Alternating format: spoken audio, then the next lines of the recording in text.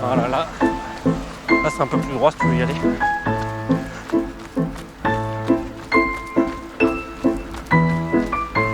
Voilà, parfait. Belle foulée. It was right at the end of winter in northern Germany, with record snowfalls.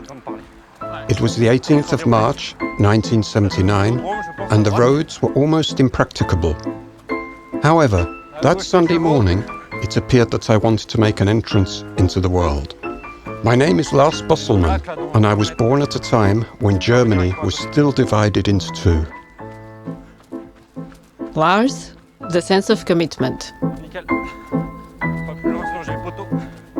I was 17 or 16 years old when we had an opportunity with the school to go to the concentration camp of Auschwitz in Poland, and where we not only had an opportunity to visit, but also to have a longer exchange with the survivors of the camp. In particular, I remember an encounter with Sophie, one of the survivors of the concentration camps.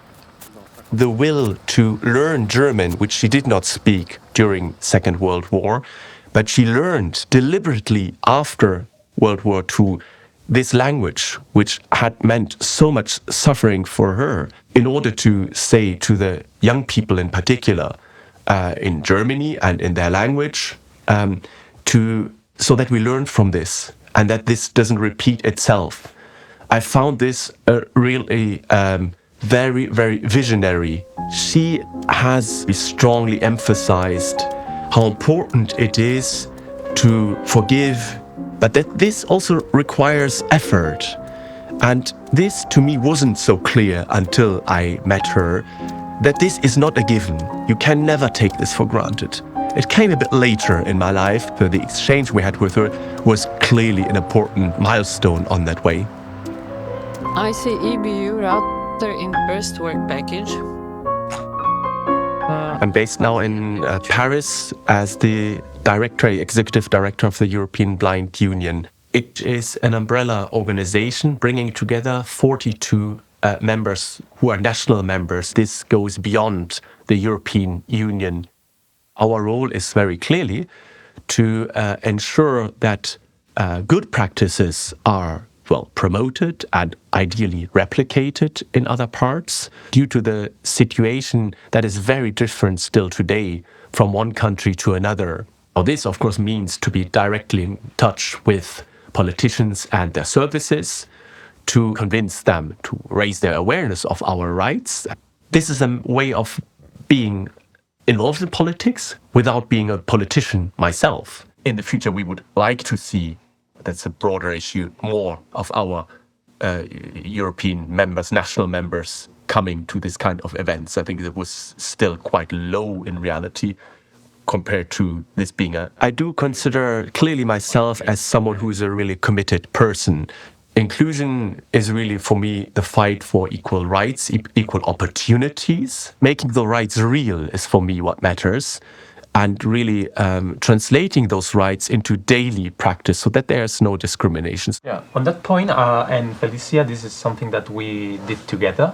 I think that one good thing is that as people were starting to come in, we also gave instructions to people to who they should address in terms of which person. Nacho Lopez, External Communication Officer.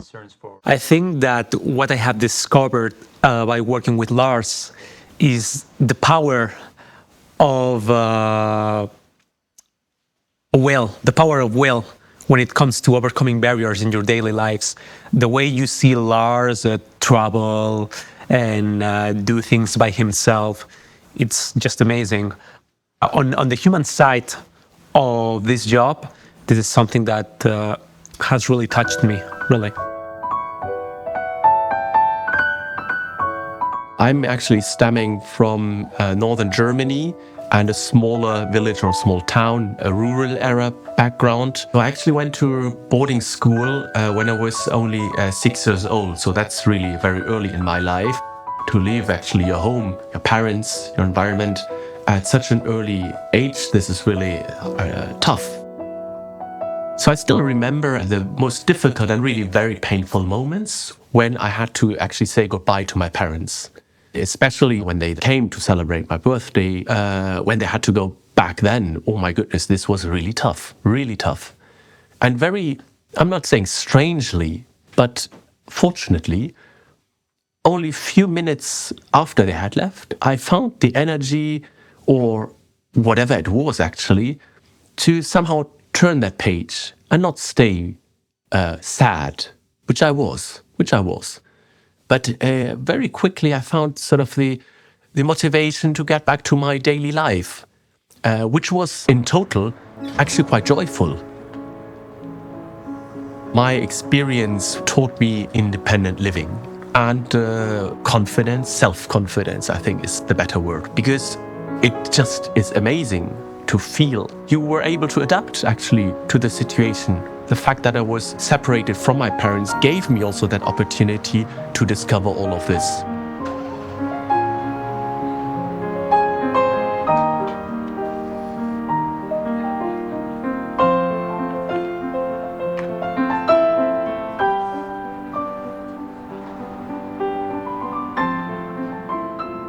I still do remember actually the fall of the Iron Curtain. I used to actually interest myself in politics already when I was myself a teenager, basically. I already told my parents and my neighbors and other people in my surroundings that it's really important to actually take part in elections, go vote, while I myself didn't have at the time the right actually to vote. Democracy, elections is one thing. But then I also learned about another part of democracy, which goes more in the sense of so-called direct or participatory democracy. In what areas do we want to work together?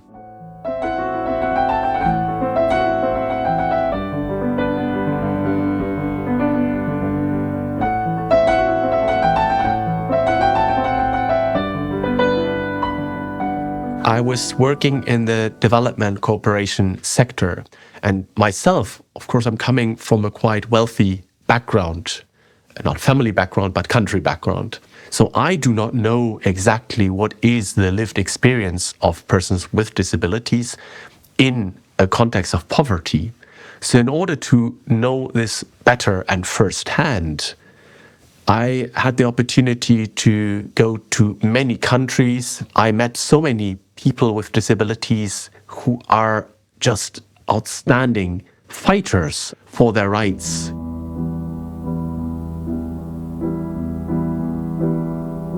And one of the most impressive moments during all those visits in African countries mostly was actually in South Africa, where I had a chance to go to Robben Island, which is the place where Nelson Mandela and many others, of course, were actually captivated and put in jail.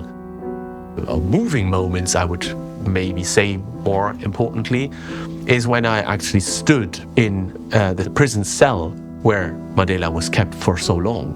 Photos and pictures cannot tell us how it feels to stand there, how small it is and how narrow it is, and how can people have actually the capacity to survive and to still believe in the good and keep the hope alive. In that circumstances, I have to say this increased even further my admiration. It actually reinforced very strongly something which I think I had understood already when I was in South Africa, which is basically that understanding between people and nations, it's never a given. It should never be taken for granted. And this requires hard work in reality, and quite frankly speaking, every day's hard work. So we should never somehow stop believing that this is possible, but we also should never think, well, we can now go and focus on other things. No. Je donnais pas le rythme. Moi, je pense que si j'avais continué à 5, faire du 5, 25, 25, 5 là, Dans la montée, 5 dans la montée. ça, je pense que ça n'aurait pas le faire. Non, ça n'aurait pas pu le faire, à mon avis. Mais bon, bref, j'ai pas tenu de toute façon. Bah, il était magnifique. So after 30 years of playing tourball, which is an adapted sport for blind and partially sighted people, I also started actually another kind of sport, which is rowing. And then more recently, I also added actually running as a key activity in my life. And more precisely, I'm a marathon runner. Vas-y, mollo. Serre bien les chevilles. Serre. Voilà. Ça serre. Allez, vas-y. On fait les petits pas. Là, ça va, c'est meuble. Ça va monter un petit peu. Ça va redescendre. Ok. Tout droit, là, c'est bien. Bon, le bras droit, il est un peu verrouillé, mais... Allez, on met le bras. Je m'appelle Alexis Rouault, j'ai 31 ans. My name is Alexis Rouault. I'm 31. I've been a guide for the visually impaired for 10 years and with Lars for 5 or 6 years. Guiding Lars, for me, is above all assisting someone who could not do this without my presence. I'll go running in any case, so why not do it with someone? Give someone who cannot see the possibility of getting out of their home and enjoying the moment. Because it's clearly a real kick. It's two people next to each other for almost an hour. It's about testing your limits, about pushing up the heart rate, about planning the training, setting ourselves objectives. Then Lars, who is into a challenge, completely responds to that, so he really is an exceptional partner. We became very close friends with Alexis. I think the essential part of forming this tandem that we want to see is really the trust. And what helps in trusting each other is most definitely knowing each other. Also privately or personally, a bit outside the actual running activity. Then, of course, there comes also the practice and the habit of guiding and being guided with the same people, running with the same people, forming then more and more a real team. This is also quite successful and so rewarding. Ok, on retire à droite. Ok, bueno. With every step we feel something, and with every step we have to talk because I have to explain all the obstacles on the ground. And this illustrates the challenging aspects. And with his positivity, he probably doesn't realize it adds a bit of stress, but it's a super stress, and that's why we cry at the finishing line of marathons.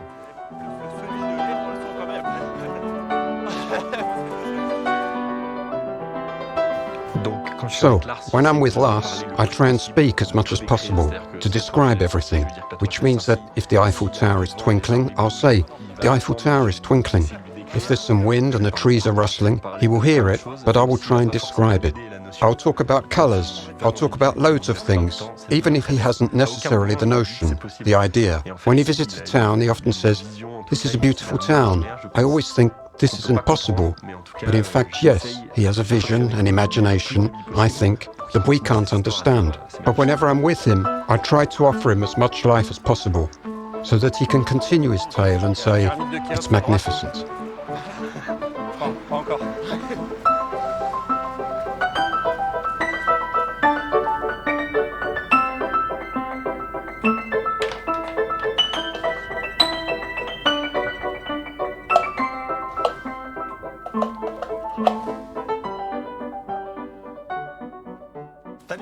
Let's see if someone is there. Oh yes, there is. Hello, Gabriel. Hi Lars, how are you? Hope everything is fine. Yes, great. A bit of mail?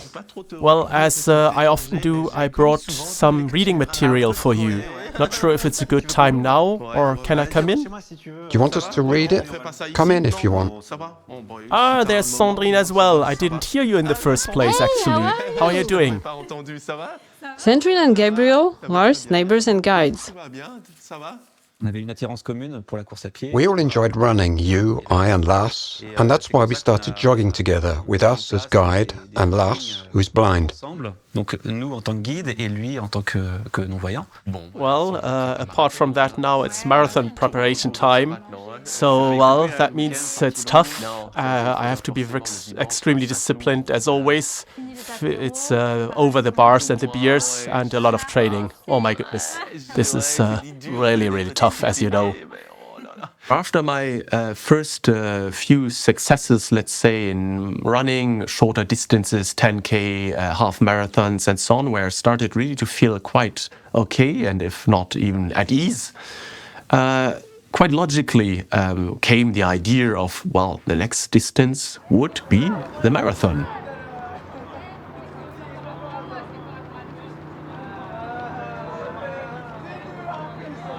Alors le marathon de Paris, c'est So the Paris Marathon is a big deal as there is a long training phase where you have to get used to running with Lars because he has his own stride pattern, his own rhythm. The training is in itself very disciplined.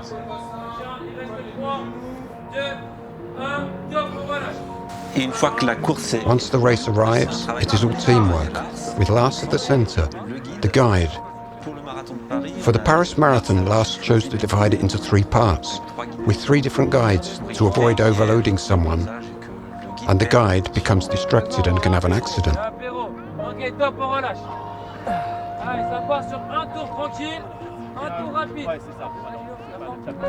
The day of the race, actually, I did take part in it. I went through it with its ups and downs. Of course, with the ups coming in the first part of the race, because you're fresh, you're motivated, and that energy level is high.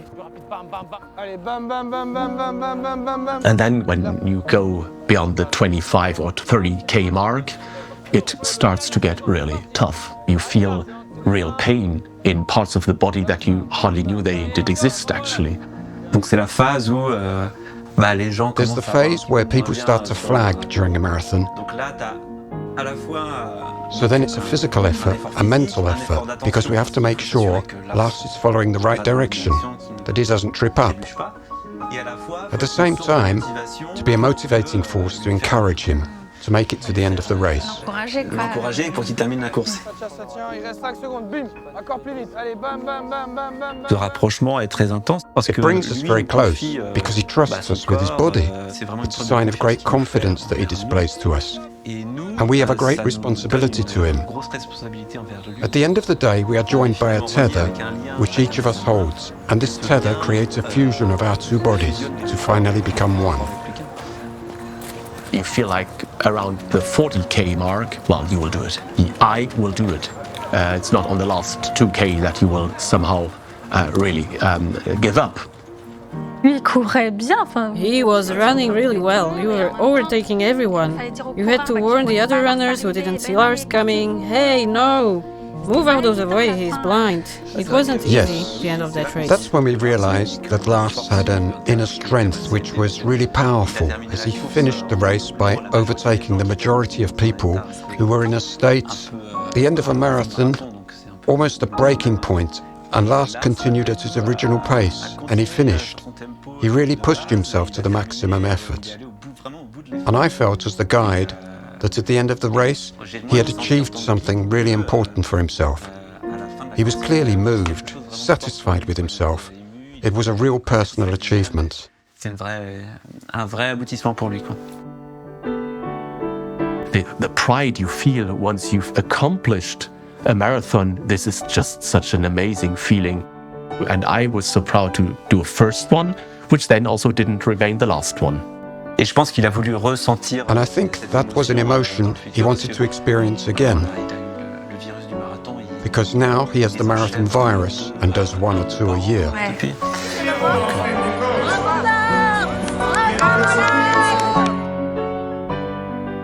Avec Lars, on a fait 3 marathons. With Lars, we've run 3 marathons together. Lars is a force of nature. He's full steam ahead, whatever happens, and so it can be that little limit where he tries to train really hard, but in any case, he'll reach that limit, and it's perhaps that limit that he seeks in sport. In any case, it's his new challenge. Now he's reached 40, and I can't see him stopping anytime soon. Has somebody already run the marathon in La Rochelle? It must be nice. Well, I am looking for actually a marathon, a second marathon of the year. Ah, you ran in Valencia in December. Could be Valencia, but I've already done it.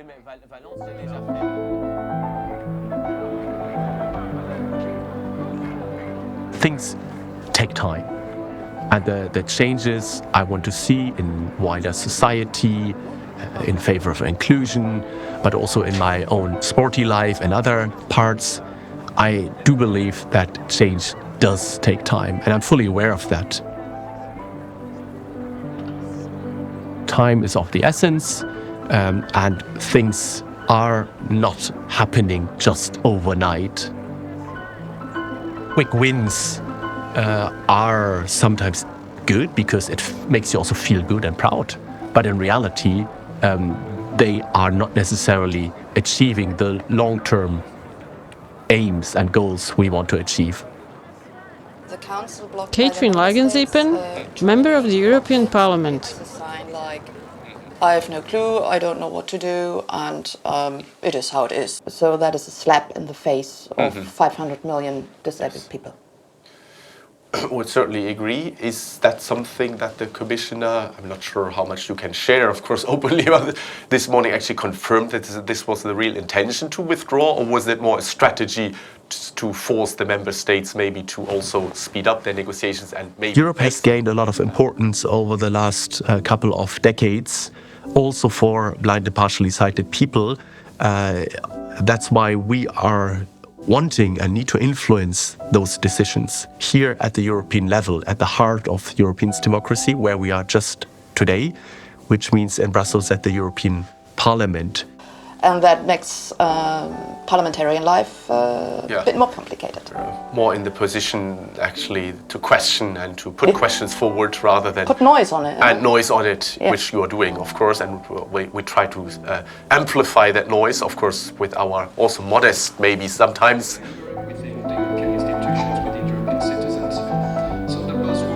Europe is a real success story. After many wars for centuries and bloody wars, terrible wars, how is it possible all of a sudden that the same nations now come together and build some form, at least, of living together? Encourage peaceful relations between nations, that has been the beginning. Then also further building from that, also creating a Europe as a real political entity and as a real political project. And this is still not over. We have only reached, well, we've reached a lot of things and achieved many things, but there's still much to do.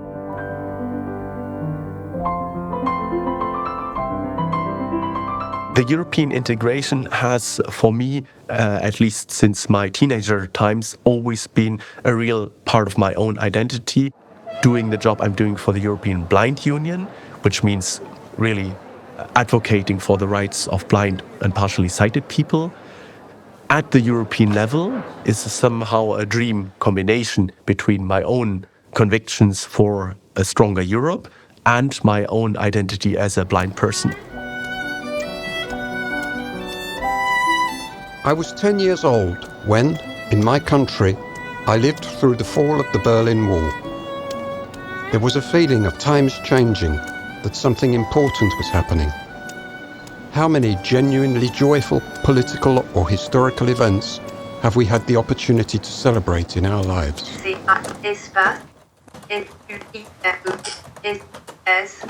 So my book it's a biography, so it contains really all the important, let's say, chapters and stages of my life.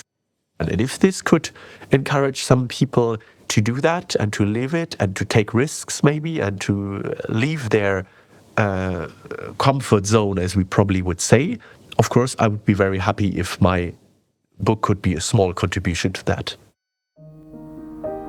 When writing up your own life and your own story, it's already very difficult to choose which are the important elements, which are the ones that are a bit less important. The thing that I maybe learned more about me is how important the step was to live abroad, to leave my own country, Germany. In my life so far, this has allowed me to meet some of the most extraordinary people in reality. So had I not made so many moves and had I not been taken so many initiatives, I probably would have never met these people because I would have been in my old world for a long time.